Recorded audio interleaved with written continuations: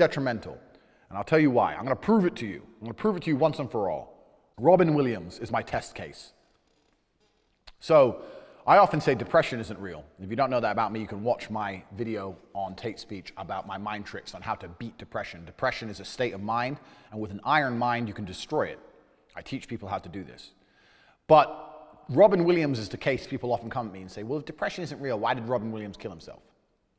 And that's a pretty good argument. I mean, Robin Williams was famous. He was a millionaire.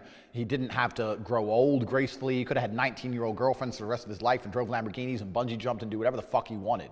He was liked by everyone. No one disliked him. No negative attention, no negative media, nothing. So why does Robin Williams kill himself? Well, I'll tell you why.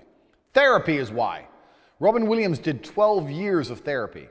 For 12 years, not only was he taking mind-altering antidepressant drugs, which is a video in and of itself, why I'll never do antidepressants.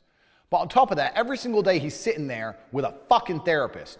If you sit in front of someone all day, every day, and talk about all the bad things that have ever happened to you all day, every day, you're gonna feel pissed off. Even I would want to jump off a fucking bridge if I spent 12 years talking to some dickhead about all the bad things that's happened in my life. It's detrimental. Sitting there crying about bad things is never gonna help you.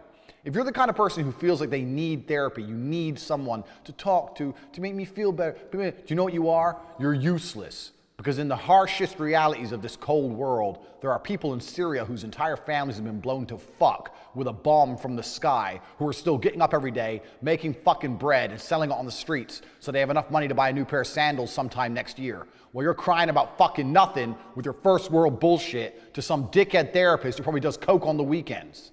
Another thing therapists do, you'll notice, they talk in riddles. They speak in riddles. Well, why do you think that is? The reason they speak in riddles is because they don't tell you anything. They ask you questions. Because if they ask you questions, they can never be wrong. If they tell you things, they're wrong. If you sit there and go X, Y, Z, and they go, oh, that's because of X, Y, Z, then you can say, no, it's not. Fucking moron, I'm out of here. But if you go X, Y, Z, and they go, and how do you think X is related to Y?